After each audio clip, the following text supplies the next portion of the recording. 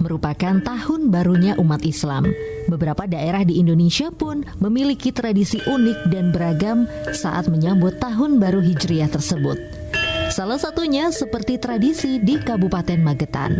Dalam menyambut tahun baru Islam, masyarakat di sana punya tradisi yang disebut Leduk Suro.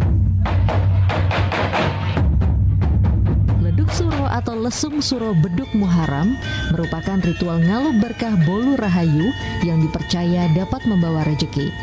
Kegiatan Leduk Suro dilaksanakan selama 1 minggu sebelum Tahun Baru Jawa dan Tahun Baru Islam. Dalam prosesi Leduk Suro diakhiri dengan kirap atau membawa roti bolu dalam bentuk lesung dan beduk di tengah kota Magetan.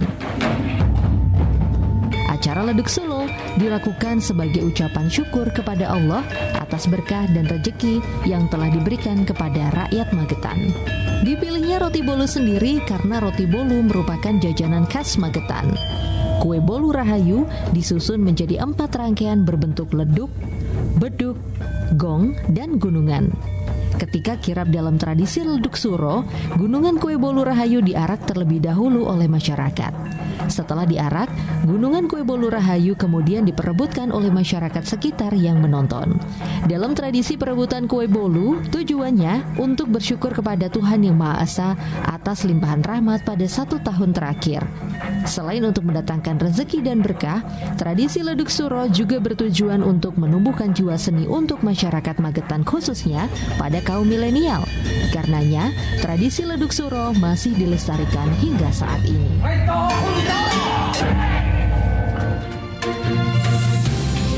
Kabar Ratna Pro 4.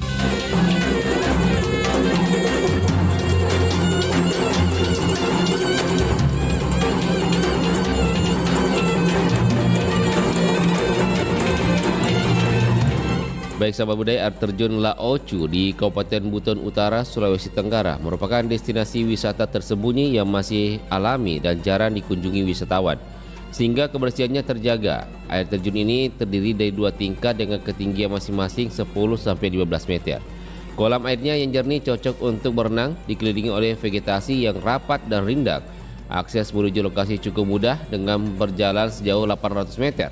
Melalui kebun, sungai, dan hutan membutuhkan waktu sekitar 15 menit. Demikian Kabar Ratna Pro 4.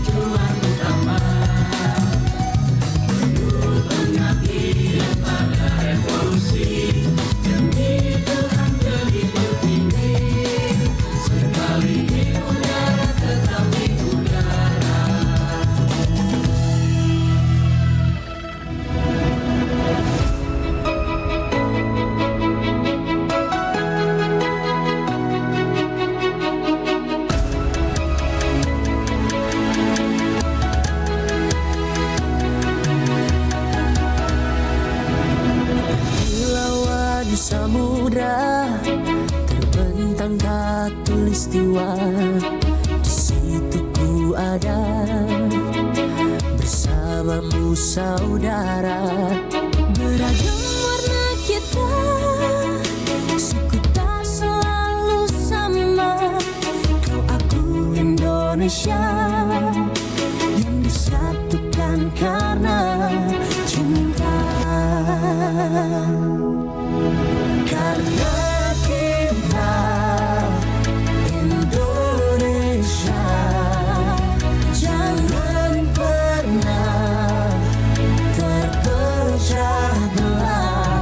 Walau kita berbeda, walau kita tak sama, tetaplah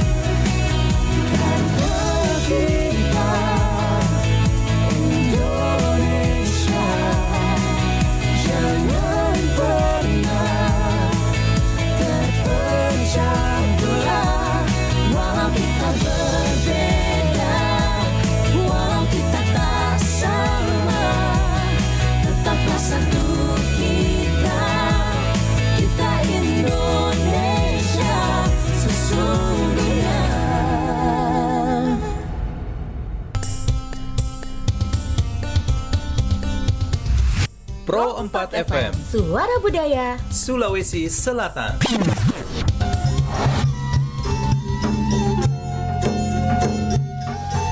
Assalamualaikum warahmatullahi wabarakatuh. Sahabat budaya, jumpa lagi saya Bang Rian di ruang dengar Anda, tentunya di program obrolan komunitas bersama komunitas pendakwah keren.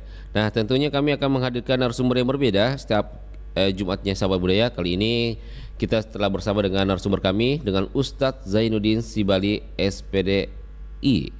Assalamualaikum warahmatullahi wabarakatuh Pak Ustadz. Waalaikumsalam warahmatullahi wabarakatuh. Kabar sehat Pak Ustadz? Alhamdulillah sehat. Alhamdulillah. Enaknya nih saya panggil Pak Ustadz siapa ini? Kalau biasanya dipanggil Ustadz Sibali. Oh, Sibali. Wah, itu sudah menempel ya. Ya. Mungkin nama udara juga itu ya. Sibali. Siap, dengan Pak Ustadz Sibali. Bagi Pak Ustadz. Nah, kali ini kan topiknya lebih menarik nih. Beriman kepada Nabi Muhammad SAW. Ya. Nah, tentunya nanti kita akan mengulas terkait dengan topik kita. Mungkin kita terlebih dahulu mengulas tentang apa sih itu beriman atau iman. Nah, kenapa harus beriman kepada Nabi Muhammad SAW?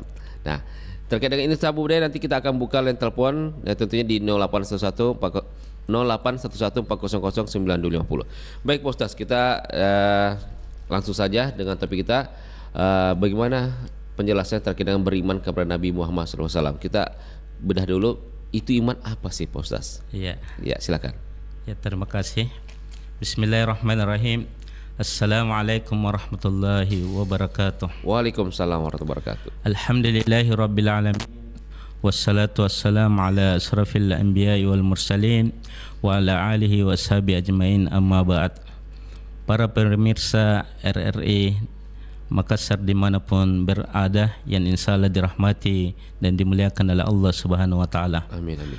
Alhamdulillah, marilah kita senantiasa memanjatkan puji dan syukur kehadirat Allah Subhanahu wa Ta'ala, karena pada pagi hari ini kita masih diberikan nikmat kesehatan dan kesempatan sehingga kita bisa bersua walaupun lewat udara ya di RRI Pro 4 dengan program komunitas obrolan komunitas, komunitas bersama pendakwah. Bersama pendakwah keren. Memang kalau kita melihat sahabat budaya dari kami di radio dan juga di streaming kami, Pak Ustadz memang keren dilihat ini. Masya Allah. Jadi kami dari komunitas pendakwah keren. Mudah-mudahan apa yang kita lakukan pagi hari ini bernilai ibadah di sisi Allah Subhanahu wa Ta'ala. Amin. Salam dan salawat semoga tetap tercurah kepada Nabiullah Muhammad sallallahu alaihi wasallam, Nabi yang diutus oleh Allah Subhanahu wa Ta'ala sebagai rahmatan lil alamin, sebagai uswatun hasanah. Dan salah satu amalan yang dianjurkan untuk kita perbanyak di hari Jumat yang penuh berkah ini adalah membaca salawat kepada Nabi kita Muhammad sallallahu alaihi wasallam. Ya. Baik para pemirsa, sesuai dengan tema kita pada pagi hari ini, yaitu beriman kepada Nabi Muhammad sallallahu alaihi wasallam. Kenapa kami ambil tema ini? Karena ini adalah momentumnya. Ya, saat ini kita masih dalam suasana peringatan Maulid Nabi Muhammad sallallahu alaihi wasallam. Masih dalam bulan Rabiul Awal. Namun sebelumnya kami menjelaskan tentang bagaimana beriman itu. Tentu saya akan menjelaskan secara ringkas terkait dengan sejarah Rasulullah sallallahu alaihi wasallam mulai dilahirkan sampai meninggal. Kalau ini mau dibahas ini satu persatu ini mungkin beberapa hari ya. Jadi kita persingkat saja. Ya, persingkat saja. Kalau dalam sebangku sekolah itu kebetulan saya mengajar sebagai guru SKI. Oh, pendidik itu, juga. Hampir dibahas satu semester.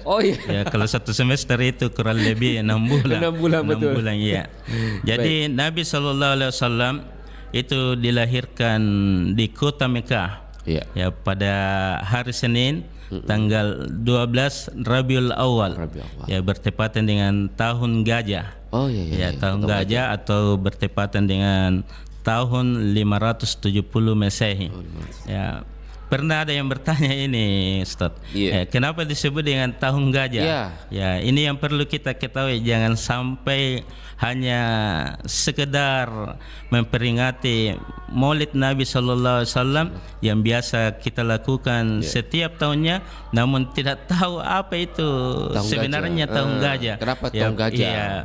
Pernah ditanya kenapa disebut dengan tahun gajah? Ada yang menjawab karena bukan tahun kerbau, tahun anjing. Dan padahal bukan itu jawabannya. Disebut dengan tahun gajah karena bertepatan saat lahirnya Nabi sallallahu alaihi wasallam, ada pasukan yang ingin menghancurkan Ka'bah. Ya, saat itu menggunakan gajah. Iya. Ya, gajah yang dipimpin oleh Abraha. Namun dengan kekuasaan Allah Subhanahu wa taala, apa yang ingin dilakukan oleh Abraha bersama dengan pasukannya tidak berhasil, digagalkan oleh Allah Subhanahu wa taala. Jadi Nabi sallallahu alaihi wasallam lahir pada hari Senin, dan ini sesuai dengan hadis Rasulullah sallallahu alaihi wasallam, zaka yaumun ulidtu fi. Ya, saya dilahirkan pada hari Senin. Ketika Nabi ditanya, kenapa berpuasa pada hari Senin dan Kamis? Salah satu jawaban beliau, karena pada hari Senin itu saya dilahirkan. Jadi beliau berpuasa. Dan tentu salah satu hikmahnya yang lain kenapa Nabi berpuasa Senin dan Kamis, karena saat itu amalan-amalan diangkat oleh Allah Subhanahu wa taala. Ya, jadi distor ke Allah. Dan beliau mengatakan, saya senang ketika amalanku diangkat dan saya dalam keadaan berpuasa. Para pemirsa RRI Pro Makassar yang insyaallah dirahmati dan dimuliakan oleh Allah Subhanahu wa taala. Ketika kelahiran Nabi sallallahu alaihi wasallam disampaikan kepada kakeknya, Abdul Muthalib. Jadi Abdul Muthalib itu senang, bahagia, dan bahkan diberitahukan kepada seluruh keluarganya, dan salah satunya adalah Abu Lahab. Ya, Abu Lahab itu ketika mendengarkan bahwa keponakannya telah lahir juga bergembira. Bahkan saat itu dia memerdekakan budaknya yang bernama Suhaibah. Jadi awalnya Abu Lahab itu juga gembira, senang dengan kelahiran Nabi kita Muhammad sallallahu alaihi wasallam. Namun sejalan dengan diutusnya Nabi itu kan di akhirnya itu dia yang pertama menentang Nabi sallallahu alaihi wasallam, terhina. Dan ketika Nabi lahir, ini salah satu budaya orang Arab, kebiasaan orang-orang Arab itu kalau ada anaknya yang lahir disusukan kepada orang lain.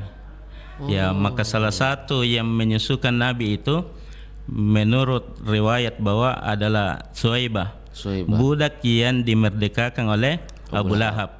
Kemudian di riwayat yang lain dikatakan adalah walimatu Sa'diyah.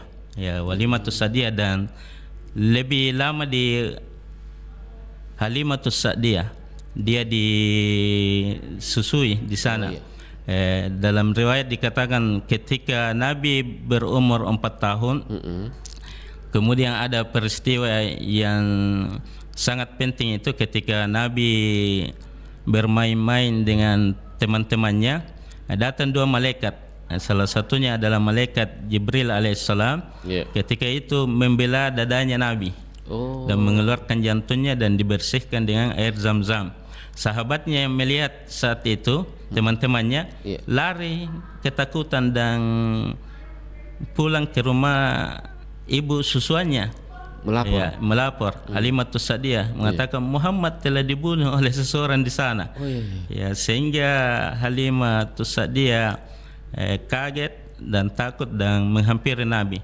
Sesampai di sana ternyata tidak terjadi apa-apa. Kemudian karena selalu dipikirkan oleh Halimatus Sa'diyah, dia khawatir dan takut, akhirnya dikembalikan kepada ibunya. Ibu kandungnya. Ya, ibu kandungnya. Aminah. Aminah. Dan ketika Nabi sallallahu alaihi wasallam berumur 6 tahun, dia dibawa ke kota Sam saat itu untuk berziarah, menziarahi kubur bapaknya karena Nabi itu sudah yatim. Yatim piatu. Ya, yatim pada saat umur 6 bulan dalam kandungan ibunya. Iya. Ya, perjalanan mau pulang Nabi dengan ibunya meninggal juga. Ya, singkat cerita di umur 6 tahun ketika ibunya sudah meninggal, diambil oleh kakeknya Abdul Muthalib. Kurang lebih 2 tahun diambil oleh kakeknya, meninggal juga, diambil oleh pamannya. Ya, Abu Talib. Pada saat diasuh oleh pamannya, Iya. di umur kurang lebih 12 tahun itu, Iya. ya, kemudian pamannya membawa untuk berdagang. Berdagang. Jadi Rasulullah sallallahu alaihi wasallam dibawa berdagang ke kota Sam saat itu. Ada seorang pendeta yang melihat tanda-tanda kenabian ya pada diri Rasulullah sallallahu alaihi wasallam yang bernama Buhairah. Jadi Buhairah. Ketika ditanya bahwa kenapa kamu mengatakan bahwa dia adalah Seorang nabi. ya, seorang nabi. Tanda-tanda. Ya, tanda-tanda. Dia mengatakan ketika dia turun dari bukit mau ke sini, semua pohon dan batu itu bersujud, dan tidaklah batu dan pohon bersujud kecuali kepada para nabi. Akhirnya dia menyarankan kepada pamannya Abu Talib supaya dibawa kembali, jangan sampai ada orang yang melihat, orang Nasrani atau Yahudi kemudian membunuhnya. Akhirnya kembali. Di umur 25 tahun Rasulullah sallallahu alaihi wasallam itu juga suka berdagang. Jadi umur 25 tahun Nabi sallallahu alaihi wasallam berdagang. Kemudian salah satu barang dagangan yang dibawa oleh Nabi adalah barangnya Khadijah. Ya, Khadijah. Ketika saat itu setiap pergi berdagang, Nabi selalu mendapatkan untung yang banyak. Karena Nabi adalah orang yang jujur. Ya, jujur, maka disebut saat itu dengan gelar As-Siddiq. Dengan gelar Siddiq, orang yang benar. Ketika selalu mendapatkan keuntungan yang banyak, maka Khadijah menaruh hati kepada Rasulullah. Akhirnya Khadijah memberitahukan kepada salah seorang pelayannya bahwa dia ingin menikah dengan Nabi. Nabi. Setelah ditawarin, Nabi kemudian menerima. Kemudian pamannya datang melamar. Ya, saat itu umur Nabi 25 tahun. Kemudian Khadijah umurnya 40 tahun. Jauh. Ya, jauh. Ya. Jadi selisihnya kurang lebih 15 tahun. Ya, 15 tahun. Saat itu Nabi dalam riwayat dikatakan beliau membawa mahar 20 ekor unta. Banyak. Ya, kalau harganya sekarang itu unta 30 juta, berarti dikali 20, 30 sama dengan 600 juta. Luar biasa maharnya yang dibawa oleh Rasulullah sallallahu alaihi wasallam.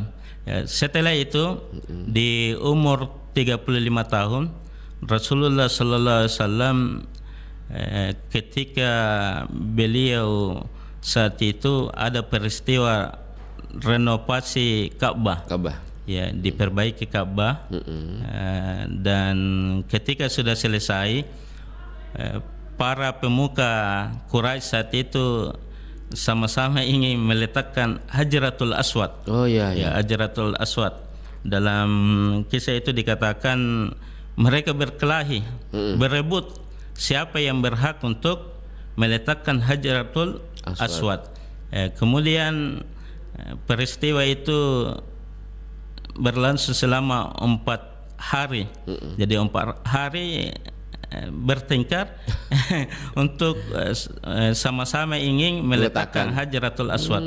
Maka disepakati bahwa siapa yang pertama masuk ke dalam masjid itu yang berhak untuk meletakkan Hajaratul Aswad. Maka saat itu ketika besoknya dilihat siapa yang pertama masuk, ternyata Nabi kita Muhammad sallallahu alaihi wasallam. Maka dipanggil. Setelah dipanggil itu Rasulullah sallallahu alaihi wasallam tidak langsung mengatakan biar saya meletakkan Hajaratul Aswad. Ya. Tidak langsung. Iya, tidak langsung. Tetapi beliau mengambil kain yang panjang, kemudian meletakkan Hajaratul Aswad di tengahnya dan memanggil para pemuka Quraisy untuk memegang masing-masing bersama-sama. Ya, masing-masing pinggirnya. Ya, bersama-sama. Di sini dilihat kebijaksanaan Rasulullah sallallahu alaihi wasallam. Ya, tidak mau egois untuk meletakkan Hajaratul Aswad sendiri. Kemudian pada umur kurang lebih 37 tahun, 38, kemudian 39 sampai 40 tahun itu Nabi risau dengan keadaan masyarakat saat itu. Ya, karena seperti yang kita ketahui di zaman itu disebut dengan zaman jahiliyah. Jahiliyah. Zaman jahiliyah. Zaman kebodohan, bukan bodoh karena tidak tahu membaca atau menulis. Ya, tetapi mereka jauh dari Robnya, jauh dari Allah Subhanahu wa taala, tidak mengenal Allah Subhanahu wa taala. Banyak kejadian-kejadian atau perbuatan-perbuatan maksiat yang dilakukan. Ya, di antaranya mencuri, merampok, berjudi secara terang-terangan. Ya, secara terang-terangan. Kemudian minum khamar. Kalau sekarang itu minuman yang memabukkan, minuman keras, alkohol. Kemudian berzina. Ya.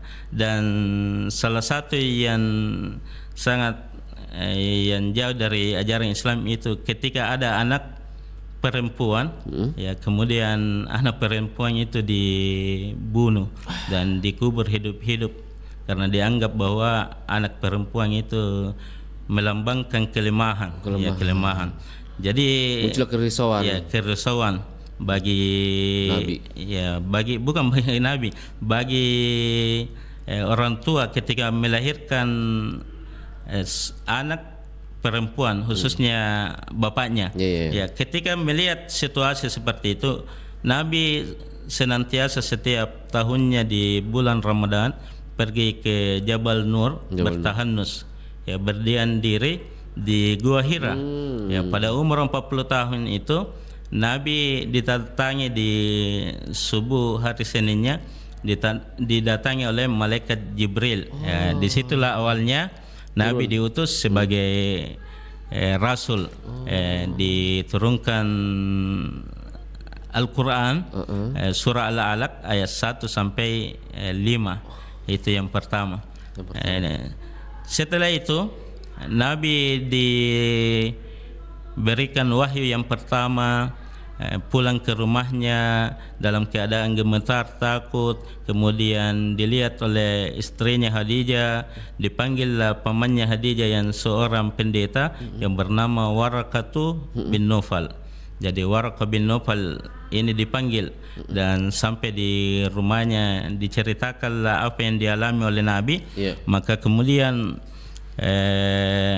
Warakah bin Naufal ini mengatakan bahwa ini adalah tanda bahwa kamu telah mendapatkan wahyu dari Allah Subhanahu wa taala, dan ketika itu nanti umatmu akan memusuhi kau. Ya, maka terbukti setelah Nabi melakukan dakwah secara terang-terangan, ya, kurang lebih 13 tahun di kota Mekah, mendapatkan perlawanan dari orang-orang yang tidak senang, yang tidak suka dengan Nabi sallallahu alaihi wasallam. Kemudian Nabi berhijrah ke Madinah, ya, bersama dengan para sahabat yang kurang lebih Nabi itu berdakwah di Madinah di umurnya 10 tahun terakhir. Jadi Nabi diutus menjadi rasul, dan Nabi itu kurang lebih 23 tahun. Jadi di umur 40 tahun mendapatkan wahyu, kemudian berdakwah di Mekah dan Madinah selama kurang lebih 23 tahun. Ini sejarah singkat tentang Rasulullah sallallahu alaihi wasallam. Kemudian kita kembali ke tema kita terkait dengan beriman kepada Nabi Muhammad sallallahu alaihi wasallam. Tentu ini iman adalah sesuatu yang harus kita ada pada diri kita seorang muslim, seorang muslim, karena keimanan seseorang ini merupakan pondasi yang utama di dalam melakukan suatu amalan. Ketika seseorang tidak memiliki keimanan, maka amalan yang dilakukannya itu sia-sia, tidak diterima oleh Allah Subhanahu wa taala dan jauh dari rahmat Allah Subhanahu wa taala. Allah Subhanahu wa taala berfirman dalam Al-Quran, wa may yakfur bil iman, barang siapa yang kafir setelah dia beriman, faqad hafita amaluhum, maka sia-sialah amalannya, tidak diterima oleh Allah Subhanahu wa taala amalannya, wa huwa fil akhirati minal khasirin, dan mereka itu pada hari akhir nanti termasuk orang-orang yang merugi. Orang-orang yang merugi. Apakah itu iman? Tadi pertanyaannya. Apakah itu iman? Nabi sallallahu alaihi wasallam pernah ditanya oleh malaikat Jibril. Ini dalam riwayat dikatakan dalam sebuah hadis yang sangat panjang. Nabi ditanya oleh malaikat Jibril itu dengan 3 persoalan. Salah satu diantaranya tentang akhbirni anil iman. Beritahukanlah aku apa itu yang dimaksud dengan iman. Iman. Maka saat itu Nabi sallallahu alaihi wasallam menjawab, al-imanu an tu'mina billahi wa malaikatihi wa kutubihi wa rusuli.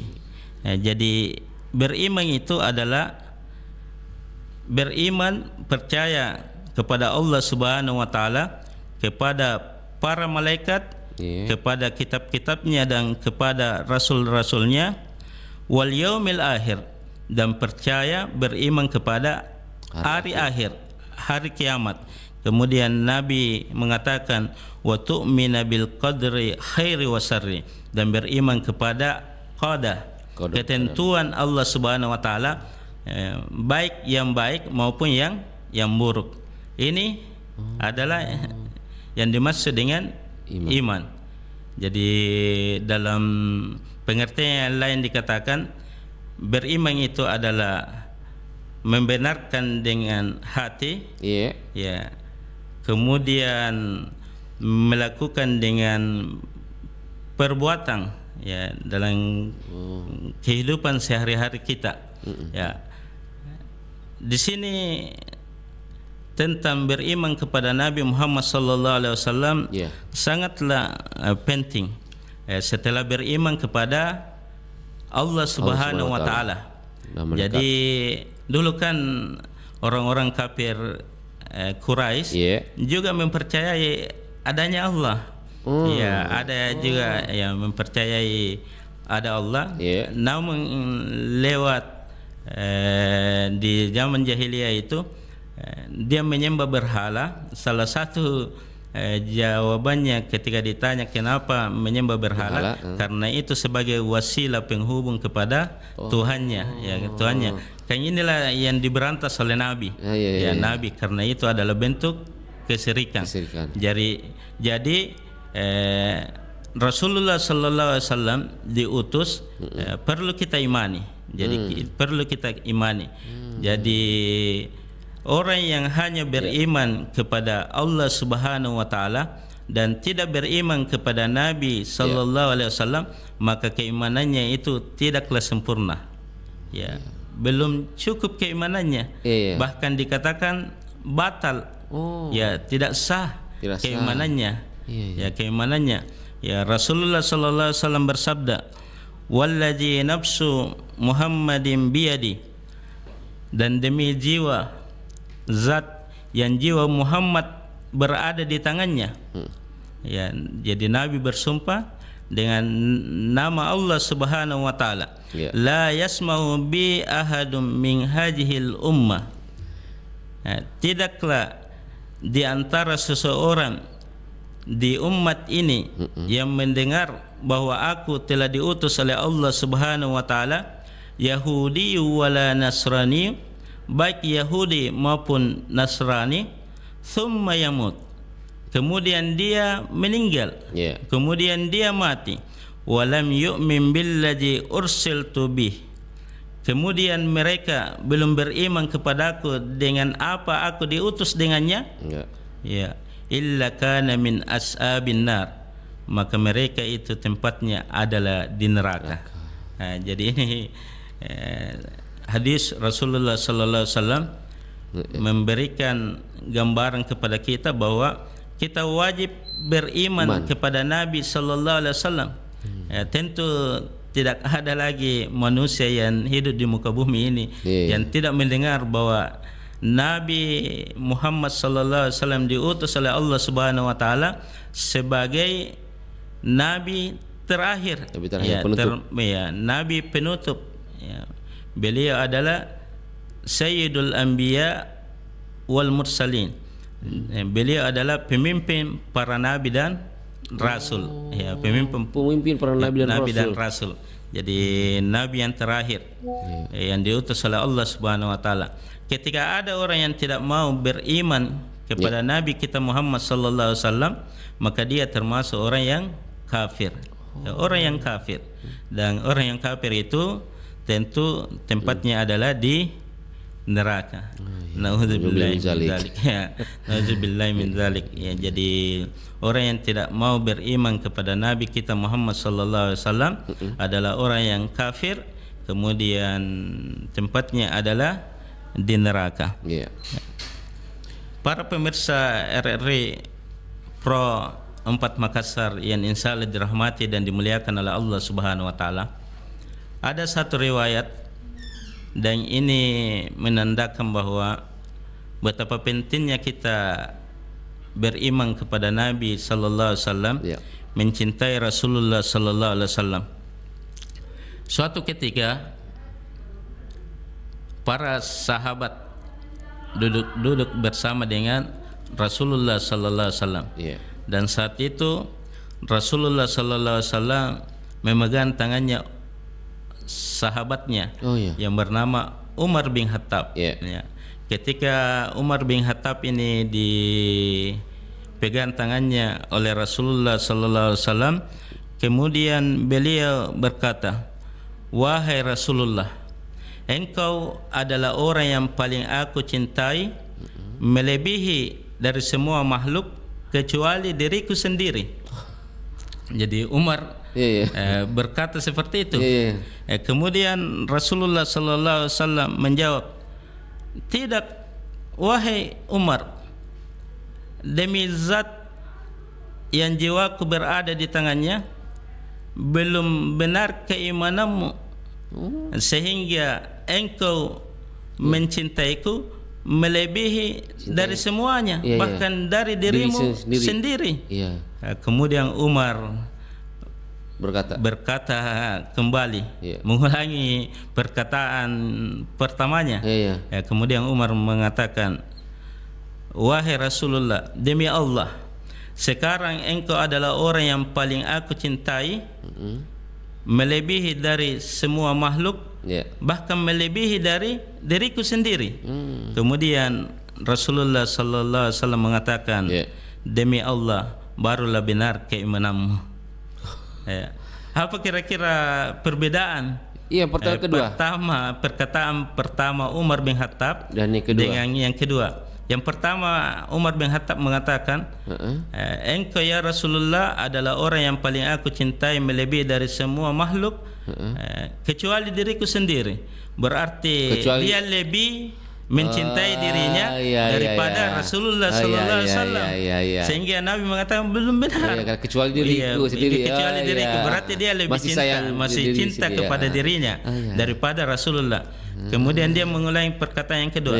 Wahai Rasulullah, engkau adalah orang yang paling aku cintai melebihi dari diriku sendiri. Berarti tidak ada lagi yang dicintai selain dari Nabi sallallahu alaihi wasallam, melebihi dari dirinya sendiri. Berarti lebih dicintai Nabi daripada dirinya sendiri. Jadi kalau sekarang masih ada orang yang lebih cinta kepada keluarganya, lebih cinta kepada dirinya sendiri, atau dia lebih cinta kepada istrinya, suaminya, kepada hartanya, kepada jabatannya, anaknya, berarti belum sempurna, belum benar beriman kepada Nabi sallallahu alaihi wasallam. Jadi harus lebih di atas kecintaan kita dari semua makhluk. Semua makhluk.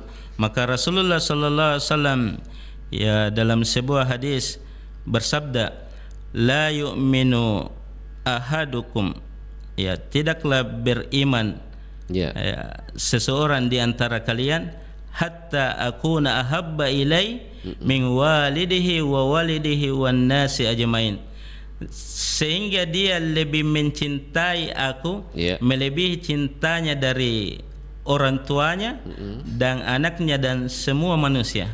Jadi yang harus kita tekankan adalah kecintaan kita kepada Nabi sallallahu alaihi wasallam harus melebihi di atas kecintaan kita kepada semua makhluk, termasuk dari diri kita sendiri. Ini.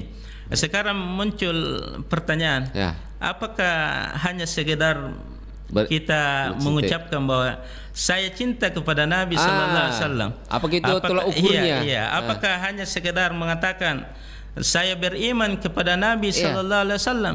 Sekarang kan banyak orang melakukan semacam peringatan Maulid, mengatakan bahwa itu bentuk kecintaannya kepada Nabi. Bahkan ada satu daerah yang takut kalau tidak diterima maulidnya, bahkan lebih takut tidak diterima maulidnya daripada tidak diterima salatnya. Nauzubillah min dzalik. Ada beberapa mereka besar-besarkan maulid dalam bentuk baku maud istilahnya Makassar, memperbesar bahkan jutaan rupiah biayanya, tetapi dalam kehidupan sehari-harinya jauh dari salat, tidak melaksanakan salat, jauh dari ibadah. Itu salah Allah besar itu. Salah besar.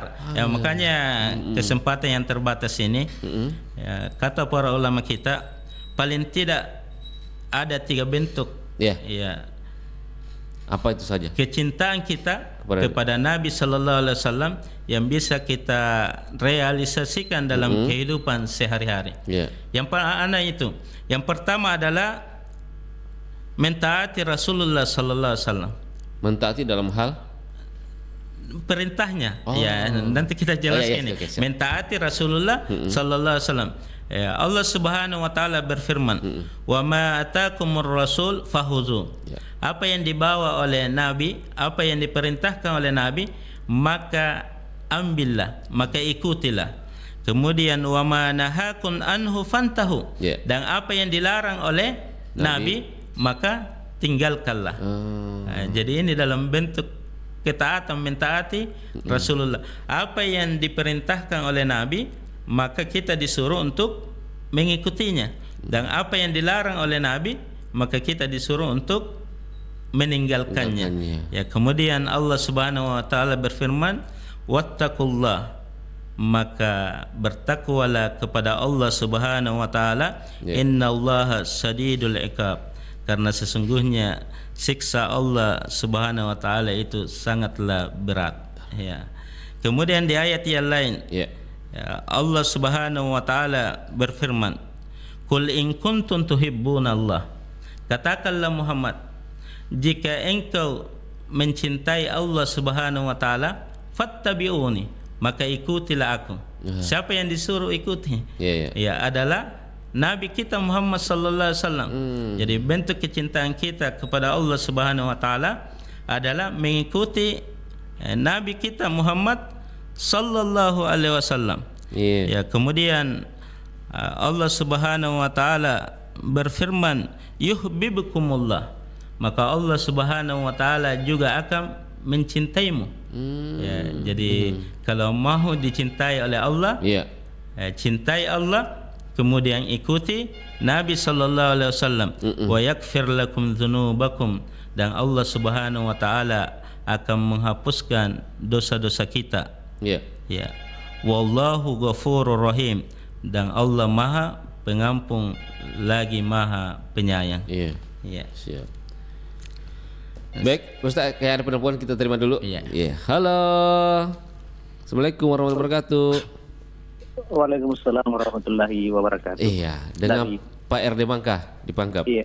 Ya, Pak RD Mangka, langsung saja pertanyaan kepada Pak Ustadz apa? Dari tadi saya menyimak kanunya ini, dialognya. Iya. Begini, Pak Ustadz, aja mohon maaf ini. Anggaplah saya ini dalam posisi saya sebagai orang orientalis.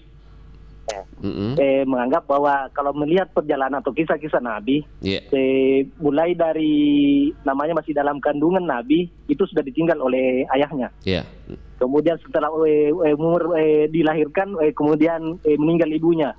Kemudian tidak bisa disusui oleh ibunya dan seterusnya, terakhir dari kakeknya dan seterusnya. Saya ini membutuhkan penjelasan ini bagaimana kira-kira tanggapan Anda kalau saya berpindah sebagai orang orientalis, dalam hal ini sebagai orang Bugis Makassar, yang mengatakan kalau berdasarkan riwayat itu bahwa Nabi termasuk orang yang mohon maaf ya, artinya yang sudu cilaka atau karena berdosa gitu. Ya, artinya tidak bisa kita jadikan pedoman. Artinya dari segi adat. Ya, itu artinya penjelasan bagaimana ini supaya kita saya bisa lebih yakin kepada Nabi bahwa betul-betul kita bisa teladani berdasarkan cerita atau hikayat tersebut, riwayat tersebut, agar yang namanya suratul laqad kana lakum fi rasulillahi uswatun hasanah liman kana yarjullaha wal yawmal akhir dan seterusnya ila akhir ayat. Assalamualaikum warahmatullahi wabarakatuh. Waalaikumsalam warahmatullahi wabarakatuh. Mungkin bisa ditanggapi langsung Pak Ustaz. Ya, terima kasih atas pertanyaannya. Dari Pak RD Mangka. Dari apa yang disampaikan oleh Pak RD Mangka. PRD Mangka. Pak RD Mangka ini.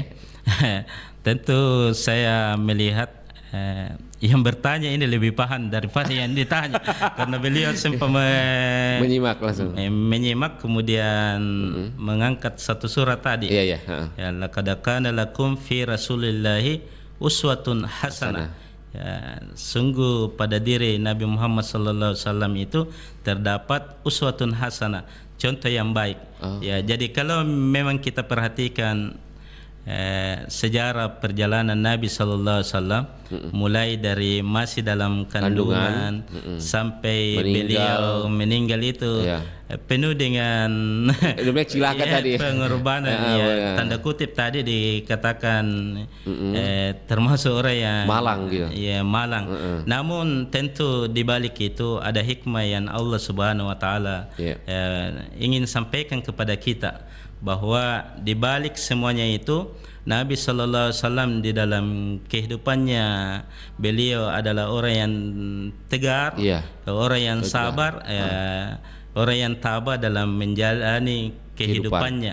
Walaupun beliau sudah menjadi yatim, piatu, kemudian setelah diutus menjadi nabi dan rasul, orang yang pertama menentang adalah keluarganya sendiri, pamannya, dan bahkan orang yang selama ini mengasuhnya, membesarkannya, Abu Talib itu dalam riwayat dikatakan beliau itu tidak sempat mengucapkan kalimat syahadat. Ya, saya kira demikian. Ya, seperti itu. Ada hikmah yang Allah Subhanahu wa taala ingin perlihatkan kepada kita sebagai umatnya Nabi sallallahu alaihi wasallam. Bagaimana dalam perjalanan hidup Nabi sallallahu alaihi wasallam. Dan patut kita beriman kepada Nabi Muhammad beriman SAW. kepada Nabi. Baik, Pak Ustaz, ada pertanyaan lain ini terkait dengan bagaimana akhlak dan teladan Nabi Muhammad bisa menjadi contoh bagi kita semua. Terkait dengan akhlak Rasulullah sallallahu alaihi wasallam itu kan mulai dari sebelum diangkat menjadi nabi dan rasul, beliau sudah mendapatkan gelar Siddiq. Ya, orang yang jujur. Kemudian diberi gelar dengan Al-Amin, orang yang dipercaya. Ya, nabi itu adalah orang yang jujur. Orang yang ketika nabi berdagang itu jujur. Makanya biasa di kalau masyarakat kita itu karena balut-balut nabi. Apa maksudnya? Saya juga kurang paham itu. Artinya adalah kita harus jujur. Jujur. Kalau memang dengan kita ada rusaknya, disampaikan kepada pembeli bahwa ini rusak. Walaupun kita tidak mesti harus jujur bahwa sekian modalnya. Sekian modalnya. Tapi setidaknya dia memberitahu baik, ini kualitas bagus, ini kurang bagus. Disesuaikan dengan harganya juga. Kejujurannya. Kemudian Nabi adalah orang yang sabar. Orang yang sabar. Bagaimana kisah Nabi ketika berdakwah, mulai awal diutusnya menjadi rasul, diangkat menjadi nabi, itu kan dalam kisah dikatakan setiap mau keluar dari rumahnya ada kotoran di depan rumahnya. Ada kotoran rumahnya. Ini ceritanya masyhur, artinya kita sudah dengar mulai dari waktu kecil ini. Ketika setiap keluar dari rumahnya ada kotoran, kemudian Nabi tidak marah, bahkan membersihkannya. Singkat cerita, suatu ketika tidak lagi mendapatkan kotoran, ternyata mendengar berita bahwa yang sering membuang kotoran di depan rumahnya itu sakit. Jadi didengar bahwa sakit, Nabi yang pertama datang menjenguknya. Ini kan salah satu teladan dari Rasulullah SAW. Adalah orang yang sabar. Orang yang sabar. Beliau yang pertama datang menjenguknya, sampai di sana orang yang sakit ini mengatakan mungkin Nabi ini balas dendam, ini ternyata datang membusuk. Dan lewat sikapnya yang seperti itu, akhlaknya beliau yang seperti itu, orang ini masuk ke dalam Islam. Banyak lagi kisah-kisah yang lain. Termasuk juga itu seorang nenek Yahudi yang disuapi. Ketika Nabi menyuapinya dengan lembut, kemudian suatu ketika Nabi meninggal dan digantikan oleh salah seorang sahabatnya, ternyata lain. Seperti itu. Berarti itu ya memang dari keteladanan Nabi yang bisa kita contohi ya. Contohnya. Jadi beliau adalah orang yang jujur, amanah, sabar, kemudian ikhlas, dan masih banyak lagi sifat-sifat beliau, akhlak beliau yang perlu kita teladani. Tadi sempat saya dengar penjelasan Pak Ustadz yang terkait 3 poin tadi. Baru satu yang disebutkan. Siap. Mungkin dilanjutkan atau lanjutkan lagi Pak Ustadz. Jadi kita lanjutkan terkait mentaati Rasulullah SAW. Ini poin yang pertama, sebagai bukti cinta kita kepada Nabi Sallallahu Alaihi Wasallam.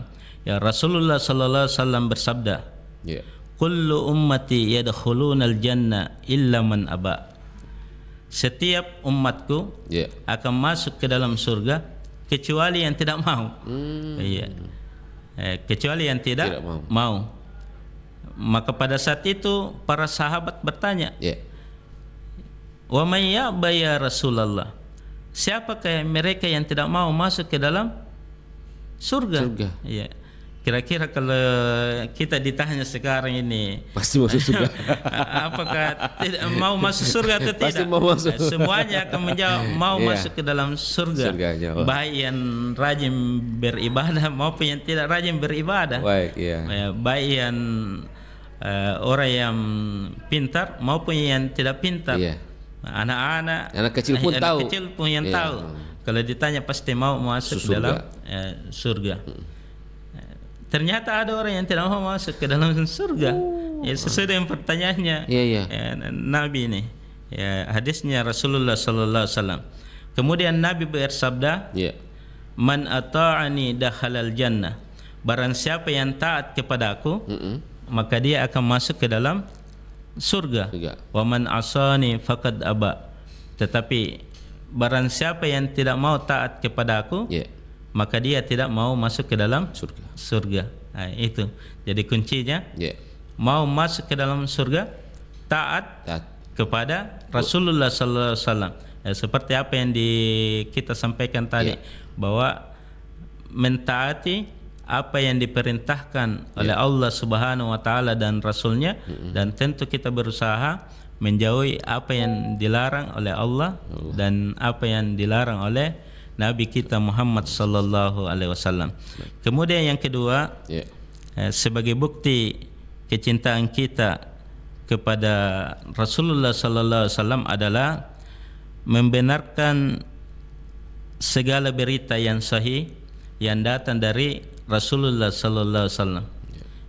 Semua berita yang disampaikan oleh Rasulullah sallallahu alaihi wasallam wajib hukumnya kita benarkan, percayai, imani.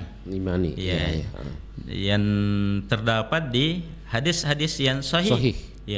Hadis-hadis sahih.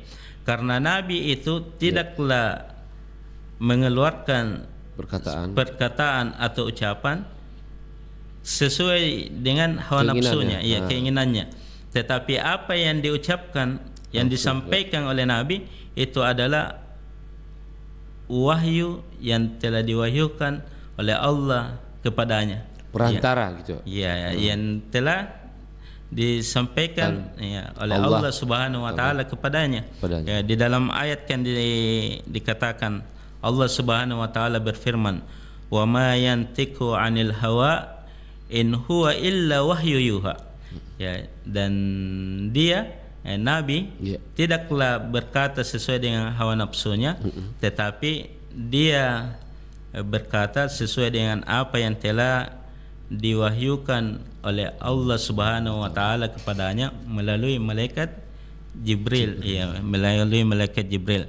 Kemudian yang ketiga, sebagai bukti kecintaan kita kepada Nabi kita Muhammad sallallahu alaihi wasallam adalah beramal hanya dengan tuntunan sunnah Rasulullah sallallahu alaihi wasallam. Apa maksudnya? Maksudnya kita dalam melakukan satu ibadah itu harus ada perintah dari Allah Subhanahu wa taala dan perintah dari Rasulullah sallallahu alaihi wasallam. Ada contoh dari Nabi sallallahu alaihi wasallam, karena yang kita khawatirkan ketika kita melakukan satu ibadah dan tidak ada contoh dari Nabi, maka amalan itu tertolak. Dan inilah yang disebut dalam agama kita disebut dengan bid'ah. Bid'ah yang membuat satu perkara ibadah tanpa ada contoh dari Nabi sallallahu alaihi wasallam. Kemudian Nabi bersabda, "Man amila amalan laysa alaihi amruna fahuwa raddun." Barang siapa yang melakukan satu amalan, kemudian amalan itu tidak ada contoh dari kami, kata Rasulullah sallallahu alaihi wasallam, fahuwa raddum, maka amalan itu tertolak, tidak mendapatkan pahala, balasan dari Allah Subhanahu wa taala. Dan yang kita khawatirkan dia termasuk juga dalam golongan yang tadi kita sebutkan bahwa adalah bid'ah. Baru Nabi bersabda, kullu bid'atin dalalah wa kullu dalalatin finnar. Setiap bid'ah adalah kesesatan, dan setiap kesesatan itu tempatnya adalah di neraka. Nauzubillah.